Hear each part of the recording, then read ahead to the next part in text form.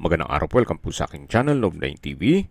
Patalasasan po, meron po ba kayong mga properties na napapabayaan or non-performing assets?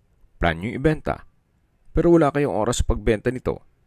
Kung ito'y pagkakatiwala nyo po sa amin, tawag lang po kayo sa aking numero, usap po tayo, gawin ko po ng video for free. Yes, libre po, wala po kayong babayaran. Tutulungan pa namin kayong mabenta ang inyong property. Kami na po bala sa marketing, sa boosting or paid ads.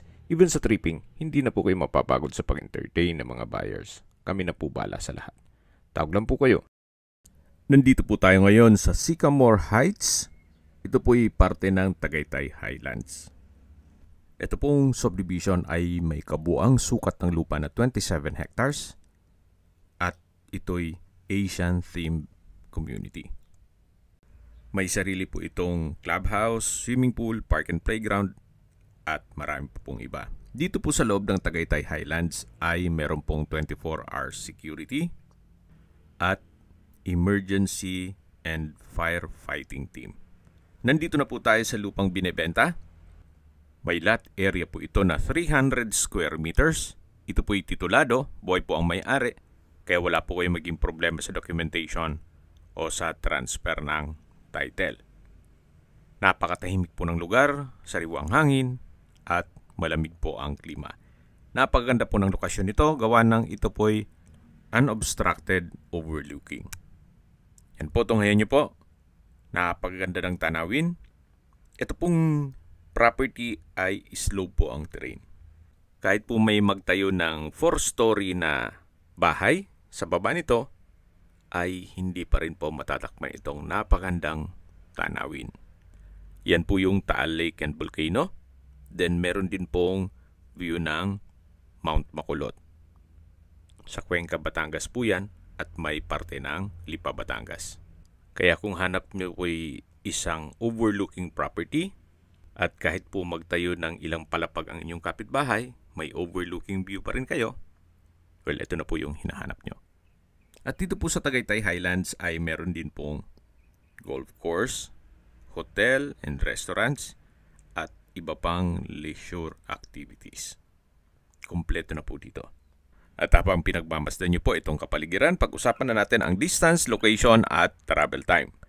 Mula po sa Tagaytay Rotonda, ang distance is 7.6 kilometers at ang travel time is 12 minutes. Mula naman po sa Global Care Hospital, sa Talisay, Batangas, ang distance is 5.2 kilometers at ang travel time is 13 minutes. Yan po yung laging binabanggit sa aking video na dapat nyo i-consider sa pagharap ng property, yung meron pong malapit na hospital. Hindi ko naman po sinasabing sakitin kayo. Yan naman po for emergency purpose lang naman. At mula naman po sa South Luzon Expressway, Batino Exit, ang distance is 18.5 kilometers at ang travel time is 40 minutes.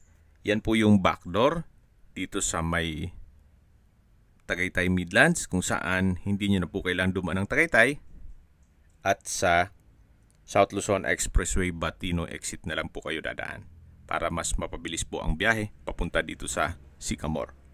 At mula naman po sa Manila o sa airport, ang distance is 57 kilometers at ang travel time is 1 hour and 20 minutes. Sa mga nag-skip po ng video, ito pong property ay nasa Sycamore Heights, dito sa loob ng Tagaytay Highlands. May lot area po ito na 300 square meters at ito po'y titulado. Napakanda ng view. Ito po'y titulado, buhay po ang may-ari, kaya wala po kayong maging problema sa documentation o sa transfer ng title. Binebenta po ito ni owner sa halagang 11.8 million pesos. Kung may mga katanungan po kayo, tawag lang po kayo sa aking numero. At sa mga kababayan naman natin nasa ibang bansa, meron po akong WhatsApp, Viber at Telegram. Same number lang po, 0917-316-3399. Sa mga nagtatanong naman po ng aming Facebook, meron po aming Facebook page na Nov9 TV at Facebook Real Video. Meron din pong TikTok at Instagram. May ibang YouTube channel po kami, the Nov9 TV channel, Nov9 TV Listings, Nov9 TV On The Spot, Nov9 TV Updates at Nov9 TV House Rental. Sana po naibigyan nyo ang video presentation. Paki-like and subscribe na lang po sa aking channel para ma-update din po kayo sa aking future listings. Kung sakali po hanap nyo yung mas malaking sukat ng lupa, meron din po kami ibang listings na pwede nyong pagpilian. Huwag po kayong mag-atubiling tumawag sa amin.